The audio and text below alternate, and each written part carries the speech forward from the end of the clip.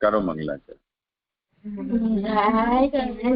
ચિંતા સંતાનહંતારો યત્પાદામૃજને નવ શ્રિયાનાંતાન્નિજાચાર્યાन् પ્રણમામિ મુહુર્મુહુઃ યદનુગ્રહતો જંતુ સર્વદુઃખાતિકો ભવેत् તમહં સર્વદા વંદે શ્રીમદ્વલ્લભનંદનम् અજ્ઞાનત્રિમિરન્ધસ્ય જ્ઞાનાંજલશલાકયા ચક્ષુરુન્મીલિतं येन તસ્मै શ્રીગુરવે નમઃ.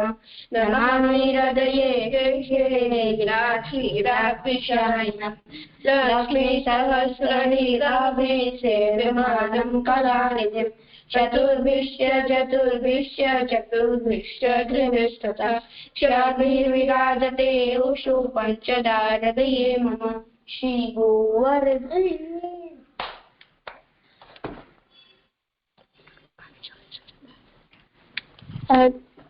ધન્ય પ્રણામ. જય જય જય જય. રિવિઝન કરું પહેલાના ક્લાસનો. હા, એ તો ખાસ કરવાનું છે ને, વિશેષણનું. છીએ છે. આપણે જોયું હતું કે પ્રપત્તિ માર્ગના વિચારે પણ કૃષ્ણાશ્રયની ફળસાધકતાનું નિરૂપણ. પ્રભુ શ્રી કૃષ્ણ બધા પ્રકારના સામર્થ્યવાળા છે, સર્વ સ્થળે ભક્તોના સર્વ અર્થ ઇચ્છિત પદાર્થો આપનારા છે, શરણે આવેલાનું સારી રીતે ઉદ્ધાર કરનારા છે. આવા ભગવાન શ્રી કૃષ્ણને હું વિનંતી કરું છું. તો એનામાં એવું જોયું હતું કે એમાં વિશેષણ જોયું હતું. વિશેષણ એટલે અન્ય વ્યાવર્તક. વિશેષણનો મતલબ એમ થાય, અને એનો એક એને વિશેષણને ઇતર વ્યાવર્તક પણ કહેવાય છે. અને પછી આગળ એવું જોયું હતું કે સર્વ સામર્થ્ય સહિત એટલે બધા સામર્થ્યો સહિત, એટલે કે બધા સામર્થ્ય વાળા. પછી સર્વત્ર એવા ખરાર્થકૃત, બધે જ બધું પ્રયોજન સિદ્ધ કરનારા. તો આ બે સર્વ સામર્થ્ય સહિત અને સર્વત્ર એવા ખરાર્થકૃત આ બે વિશેષણ છે. અને વિશેષણને આપણે ઈઝી ભાષામાં જોઈએ તો એને મતલબ નેગ્લેક્ટ, અને કે નેગ્લેક્ટ એટલે કે આના અલાવા, તો આ નહીં.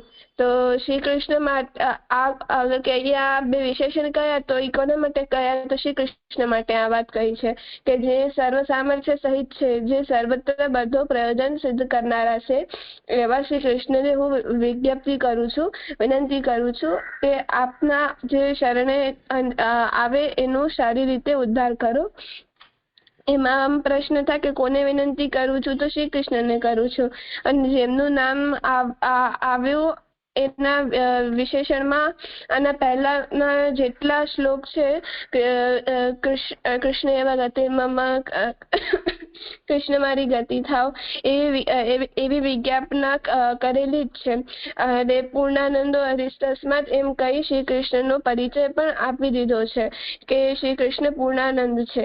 કર્મ માર્ગની દૃષ્ટિથી કૃષ્ણાશ્રયની આવશ્યકતા બતાવતા અજામિલાદી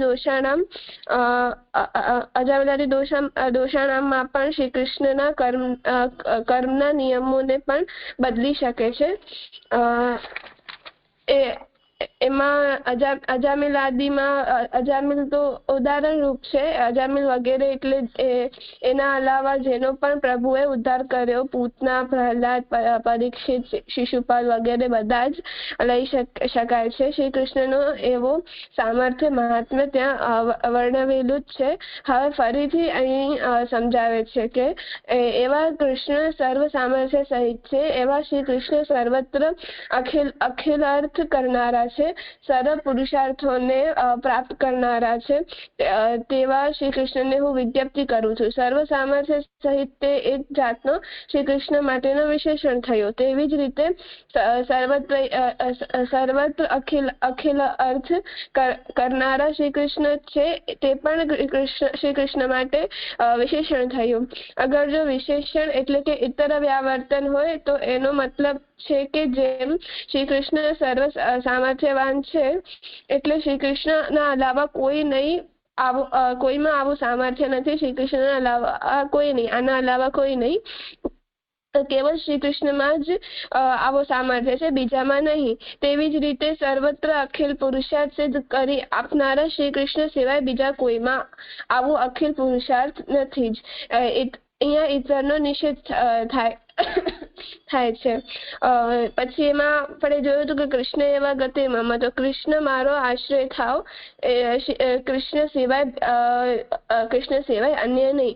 પર અગર આપણે એના અર્થને સરખી રીતે ન જોઈએ ને અગર જો આપણે એમ જોઈએ એનો અર્થ આપણે એમ લઈએ કૃષ્ણ મમ્મા એવા ગતિ, કૃષ્ણ મારી ગતિ જ થાવ, મારો આશ્રય જ થાવ, આશ્રય સિવાય અન્ય નહીં, એનો મતલબ એમ થઈ જશે. અને ત્રીજો આપણે એમ પણ જોયું હતું કે અને એમ અગર એમ હોત કે કૃષ્ણ ગતિર એવા મમ્મા એટલે શ્રી કૃષ્ણ મારો જ આશ્રય થાવ, મારા અલાવા અન્યનો નહીં.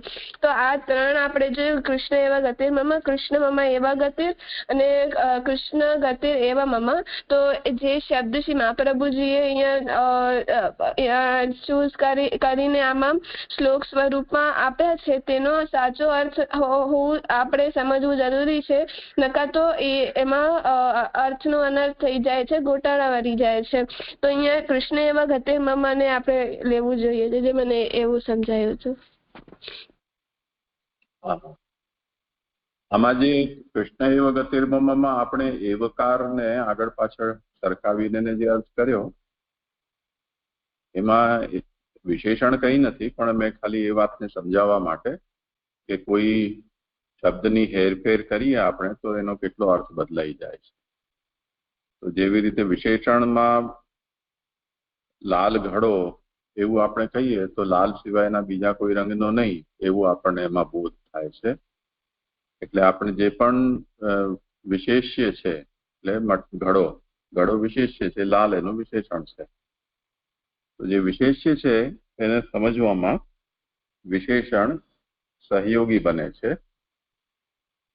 એટલે વિશેષ્ય સિવાય બીજા કોઈનો બોધ ન થાય એ વિશેષણનું કામ છે.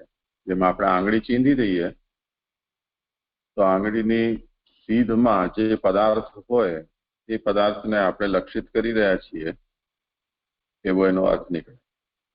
એવી રીતે વિશેષ્યથી આપણે આંગળી તો ચીંધી દીધી પણ તેમ છતાં બોધ ન થાય, કેમકે આંગળી અડકાડીને આપણે કોઈ વસ્તુને બતાવીએ તો તે વસ્તુ સિવાય બીજી કોઈ વસ્તુનો બોધ ન થઈ શકે. પરંતુ પદાર્થ દૂર હોય અને આંગળીની સીધમાં 20-25 વસ્તુઓ હોય તો ફરી પાછું આપણને એમને પૂછવું પડે કે તમને દેખાયું, તો પછી કહે કે આ, તો આપણે કહીએ નહીં આ નહીં, એની બાજુવાળું કે આના 3 છોડીને એને ચોથું. જો વિશેષણ હોય તો વિશેષણથી તત્કાલ બોધ થઈ જાય. એ રીતે વિશેષણ આપણને, વિશેષણનો મતલબ છે વિશેષ અર્થ બતાવનારો, વિશેષતા બતાવનારો. એટલે વિશેષ્યમાં વિશેષતા બતાવે વિશેષણ કહેવાય. જેમ માટલું અને સફેદ માટલું, તો સફેદ માટલું કહેવાથી એ માટલાની વિશેષતા બતાવી. તો આ એક આપણને વિશેષણનો રોલ સમજવો છે. એ મેં વાત તમને કહી હતી. સર્વ સામર્થ્ય સહિત ભગવાન શ્રી કૃષ્ણ કેવા છે તો સર્વ સામર્થ્ય સહિત છે. તો એનાથી એ બોધ થશે કે શ્રી કૃષ્ણ સિવાય અન્ય કોઈ સર્વ સામર્થ્ય સહિત નથી. સર્વત્ર અખિલાર્થકૃત એટલે સર્વત્ર અખિલ પ્રયોજનને પૂર્ણ કરનારા, પ્રાપ્ત કરાવી આપનારા. તો શ્રી કૃષ્ણ સિવાય અન્ય કોઈમાં એ સામર્થ્ય નથી એવા શ્રી કૃષ્ણ છે. એના પછી આપણે કૃષ્ણ એવ ગતિર્મમ, એમાં જે ફ્લોમાં શ્રી મહાપ્રભુજી આપણને આ વચન કહી રહ્યા છે એમાં કૃષ્ણ સાથે એવકાર જોડાયેલો છે. એવ એટલે જ, તો કૃષ્ણ જ મારી ગતિ થાવ. એનો મતલબ કૃષ્ણ સિવાય બીજું કોઈ નહીં. પણ જો એવકારને આપણે મમ સાથે જોડી દઈએ તો કૃષ્ણ મમ એવ ગતિ, તો કૃષ્ણ મારી જ ગતિ, તો મારા સિવાય બીજા કોઈની નહીં એવું એનો અર્થ થઈ જાય. અને કૃષ્ણ મમ ગતિ રેવ, ગતિની સાથે જોડો તો શ્રી કૃષ્ણ મારી ગતિ જ થાવ, ગતિ સિવાય બીજું કઈ ન થાવ. તો એ રીતે શબ્દોની હેરીફેરી દરેક વાક્યમાં જેટલા ઘટક શબ્દો છે એ ચાહે નામ હોય, ક્રિયાપદ હોય, કે નામના વિશેષણ હોય, કે ક્રિયાના વિશેષણ હોય, અથવા જેને આપણે અવ્યય કહીએ એટલે એવ, ચ, અપી, ઇતિ, વા વગેરે વગેરે, આ બધા નિપાત અથવા અવ્યય કહેવાય છે. તો એ બધા જ કોઈક ને કોઈક એનું કામ છે એમાં અર્થબોધ કરાવવામાં વાક્યના. તો એની જે વક્તા જે વાતને સમજાવવા માંગે છે એ પ્રમાણે એણે જે વાક્ય છે એ કન્સ્ટ્રક્ટ કર્યું છે અને વાક્યમાં જે શબ્દો છે એનો ઓર્ડર પણ એ પ્રમાણે એણે સેટ કરેલો છે. એની અંદર જો પરિવર્તન થઈ જાય તો વક્તાનો આશય એનો એ જે કહેવા માંગે છે એ ન નીકળે, બીજું કંઈક થઈ જાય. તો આ વાતને ખાસ સમજવી જોઈએ. આ ભાષાશાસ્ત્રનો નિયમ છે, પણ કેમ કે આપણે શ્રી મહાપ્રભુજીને સંસ્કૃતમાં નિરૂપણ કરેલું છે એને આપણે ગુજરાતીમાં કોઈકે અનુવાદ કરેલો છે એને ફરી પાછા આપણે આપણા શબ્દોમાં સમજાવીએ છીએ. તો આ બધું 2-3 પરંપરા એની આગળ વધી જાય છે. તો મૂળનો બોધ આપણને થઈ રહ્યો છે કે નહીં એ વાતનો નિશ્ચય કરવા માટે થોડું આપણને ભાષાશાસ્ત્રનું જ્ઞાન હોવું જોઈએ. તો એ દ્રષ્ટિથી મેં આ વાત સમજાવી હતી અને ઠીક છે, તમે લોકો જે સમજ્યા છો. તો સર્વ સામર્થ્ય સહિત સર્વત્રિવાખિલાથક શરણ સમુદ્ધારમ કૃષ્ણમ વિજ્ઞાપયામ્યહમ. હવે જો આ છે સ્તોત્ર, તો સ્તુતિનો અંશ અજામિલાદી દોષણામ નાશકોનુભવે સ્થિત જ્ઞાપતા કિલ મહાત્મ્ય કૃષ્ણ એવ ગતિર્મમ, ત્યાં સુધી એ સ્તોત્રનો વિષય પૂરો થઈ ગયો, એટલે સ્તુતિ પૂરી થઈ ગઈ. સ્તુતિ પછી હવે વિજ્ઞપ્તિ છે કે જેની સ્તુતિ કરવામાં આવી રહી છે એમને હવે શ્રી મહાપ્રભુજી આપણા વતી વિજ્ઞપ્તિ કરી રહ્યા છે. હવે એ વિજ્ઞપ્તિ શું છે એ હવે આગળ શ્લોકમાં બતાવશે. કરો આગળ. જી. કૃષ્ણાશ્રયમિદં સ્તોત્રમ યઃ પઠેત કૃષ્ણ સન્નિધો તસ્યાશ્રયો ભવેત કૃષ્ણ ઇતિ શ્રી વલ્લભો બ્રવીત. અર્થ: આ કૃષ્ણાશ્રય સ્તોત્રને જે કૃષ્ણની સાનિધ્ય અથવા પોતાના ગુરુ સન્મુખમાં ભણે તેને કૃષ્ણનો આશ્રય થાય એ પ્રમાણે શ્રી વલ્લભાચાર્યજીએ કહ્યું છે. એટલે આનો અર્થ મને એવો સમજાય છે કે આ ગ્રંથનો પાઠ જે કોઈ ભગવાન શ્રી કૃષ્ણની સન્નિધિમાં એટલે શ્રી કૃષ્ણની સન્મુખ કરશે તેને શ્રી કૃષ્ણનો આશ્રય સિદ્ધ થશે એમ શ્રી મહાપ્રભુજી આજ્ઞા કરે છે. એટલે હવે આખા પાઠનો કન્ક્લુઝન કરે છે શ્રી મહાપ્રભુજી કે આ બધા આપણે બધું જોયું કે હવે બીજું કાંઈ ઉપયોગી નથી ને કૃષ્ણ કેટલા સર્વશ્રેષ્ઠ છે ને કેટલા સર્વ સામર્થ્યવાન છે. તો એ કૃષ્ણાશ્રય બધા કૃષ્ણાશ્રય આખામાં તે વર્ણિત કર્યું ને આપે જેમ હમણાં સમજાયું કે છેલ્લા 3 થી 4 શ્લોકોમાં તેની વિજ્ઞપ્તિ શ્રી મહાપ્રભુજી આપણા તરફથી કરે છે. તો તે વિજ્ઞપ્તિ આપણે શ્રી ઠાકોરજીને સન્મુખ કરવા માટે આ સ્તોત્ર છે. તો આપણે આ પાઠને ઠાકોરજી સન્મુખ રોજ બોલવો જોઈએ. એટલે કે આ વિજ્ઞપ્તિ રૂપ જ છે. આની અંદર 3-4 શ્લોકમાં વિજ્ઞપ્તિઓ છે. તો એ શ્રી મહાપ્રભુજીએ કરી છે. તો આપણે એ વિજ્ઞપ્તિ શ્રી ઠાકોરજીના સન્મુખ કરવી જોઈએ. તો તેનાથી આપણો આશ્રય દ્રઢ થઈ શકે છે. જે મને એવું સમજાયું. હા, ઓર કોઈ? જે મને આવું સમજાયું કે જે આ કૃષ્ણાશ્રય સ્તોત્ર છે તો એ આપણે ઠાકોરજીને સન્મુખ કરશું તો ઠાકોરજી આપણા પર કૃપા કરશે. પણ આપણે આમાં આગળ કહ્યું કે દીનતાથી ઠાકોરજી પ્રસન્ન થાય છે. તો આપણે ઠાકોરજી પર દ્રઢ વિશ્વાસ અને દીનતા રાખશું તો આ મહાપ્રભુજીના જે આ વચનામૃત છે એ આપણા માટે વરદાન સ્વરૂપ થશે. જે મને એવું સમજાયું.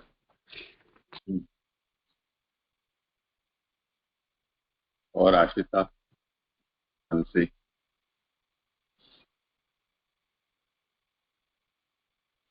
જે આશ્રિતા નથી આવી. हाँ,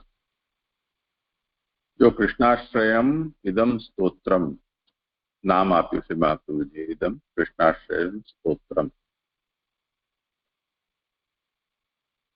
યહ કૃષ્ણ સન્નિધૌ પઠેત, શ્રી કૃષ્ણની સન્નિધિમાં, સમીપમાં, સમ્મુખ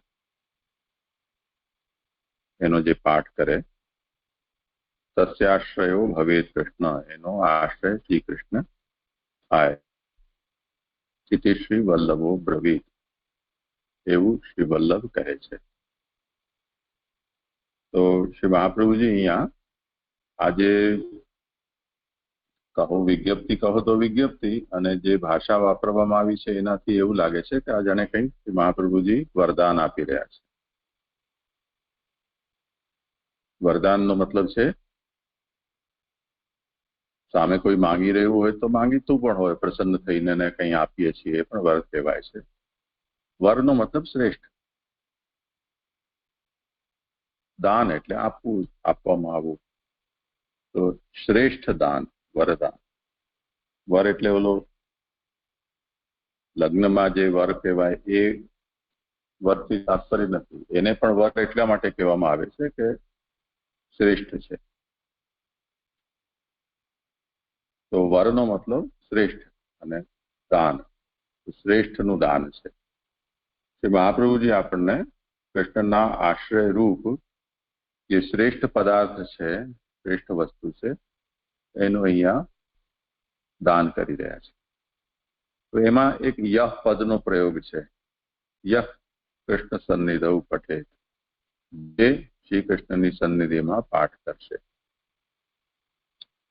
હવે જે છે એ તો કોઈ સ્પેસિફિક પર્સનને અહીંયા નથી ટાર્ગેટ કરવામાં આવ્યું કે આ કરશે કે તે કરશે. તો એટલે જેમ ક્ષિપ્રા મર્યાદા ભેદમાં ત્રિવિધ જીવો બતાવ્યા છે, એના શુદ્ધ મિશ્ર ભેદ બતાવ્યા છે, અથવા જેમ સિદ્ધાંત મુક્તાવલીની અંદર કે ભક્તિવર્ધિનીમાં જુદી જુદી કક્ષાઓ બતાવી છે, એવું કોઈ વિશેષ અધિકારી કે વિશેષ વ્યક્તિને અહીંયા શ્રી મહાપ્રભુજીએ નથી ઇન્ડિકેટ કર્યું, પણ એકદમ એમ જનરલાઇઝ કહેલું છે કે યહ કૃષ્ણ સન્નિધૌ પઠેત. એટલે એને આપણે ટ્રાન્સલેટ કરવું હોય તો જે કોઈ પણ, એવો એનો અર્થ નીકળે. યહ કોપી, એમ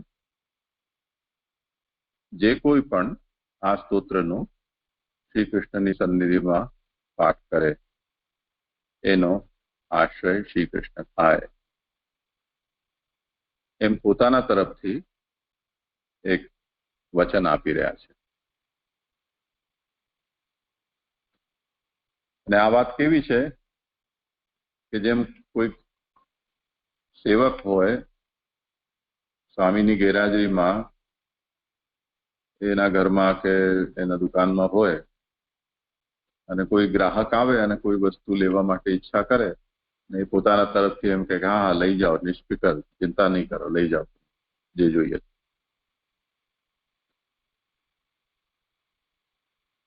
જે આવનાર વ્યક્તિ છે તો ખુશ થઈ જશે, એ લઈને જતો રહેશે. પણ માલિકના સ્થાને જે સેવકે વસ્તુ આપી છે, એ સેવકને એના માલિક ઉપર પૂરો વિશ્વાસ છે કે હું આ વસ્તુ કોઈને પણ આપીશ તો મારા માલિકને કોઈ આપત્તિ નહીં હોય.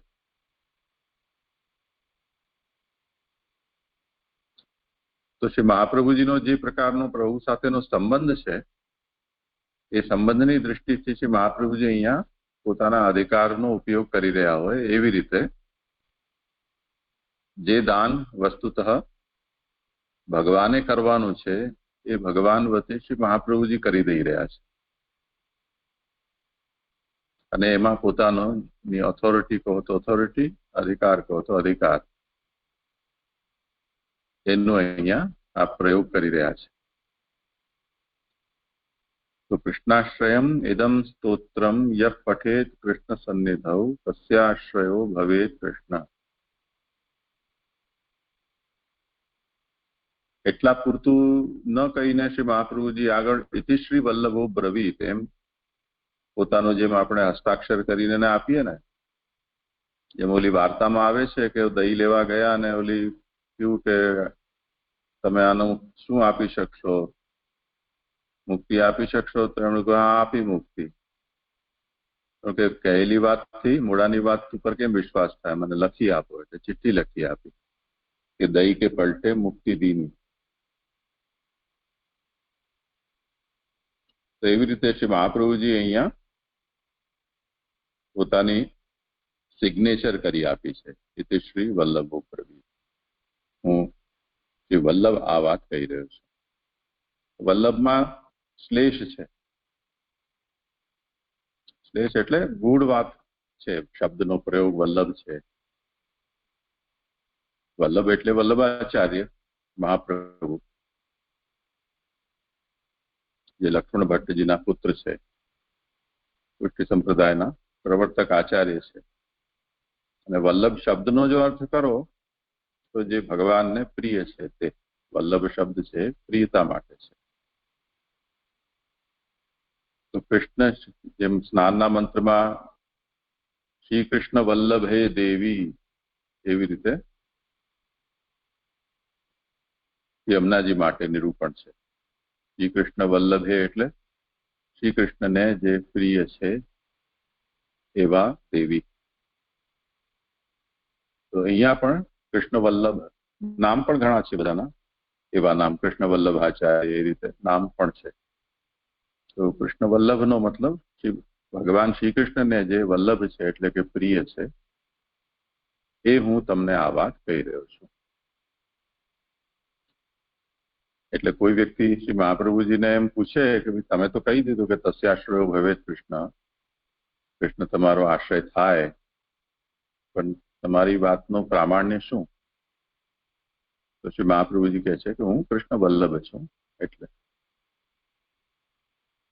તો આપણને કોઈના વતી કોઈ વચન આપી દે તો સંશય થઈ જાય. પછી આપણે એને એની ઓથોરિટી પૂછીએ, સ્ટેટસ શું છે એનું. એ એમ કે ચલો હું આ છું અને જેના વતી હું આપી રહ્યો છું એની સાથે મારો આ સંબંધ છે. તો તે સ્થિતિમાં આપણે એની વાતને સ્વીકાર કરી લઈએ.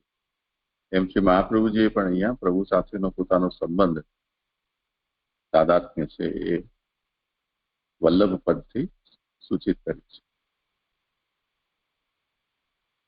તો શ્રી વલ્લભે આ કહ્યું છે કે જે આ સ્તોત્રનો પાઠ શ્રી કૃષ્ણની સન્નિધિમાં કરશે એનો આશ્રય શ્રી કૃષ્ણ થાય.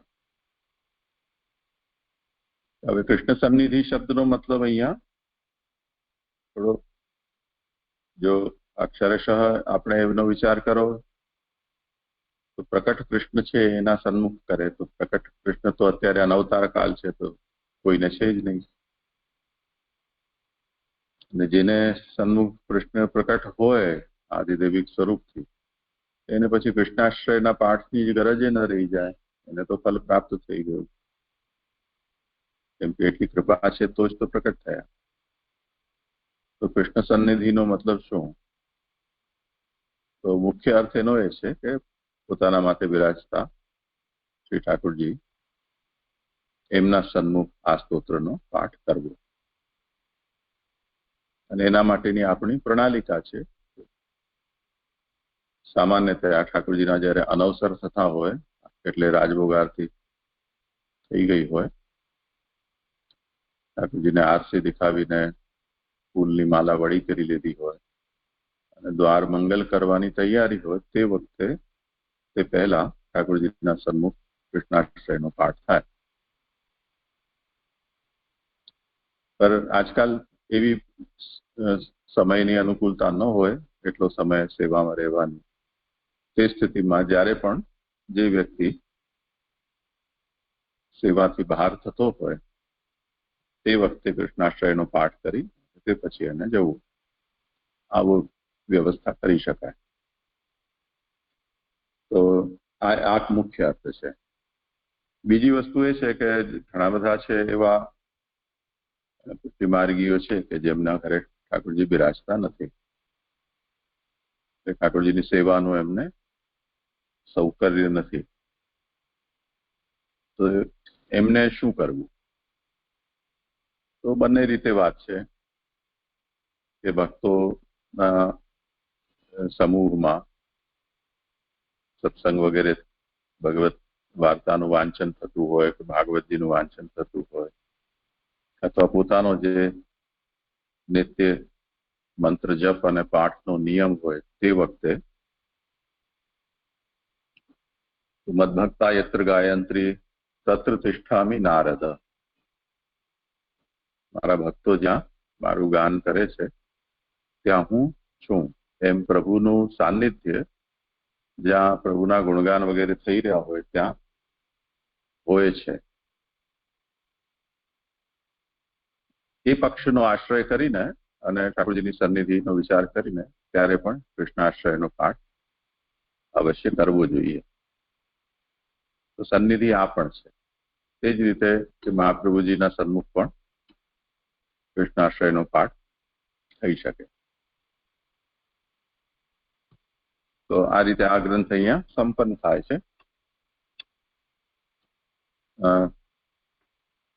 કાલે તમે આનું આવર્તન કરી લેજો. પરમ દિવસે પછી કદાચ આપણે અનુકૂળતા નહીં આવે એવું લાગે છે, અથવા બીજો કોઈ સમય તમને અનુકૂળ હોય ને આપણે કરવું હોય તો વિચાર કરી લઈએ. રવિવારનું ત્યારે જણાવીશ જે હશે. ઠીક છે, તો આજે અહીંયા વિરામ રાખીએ.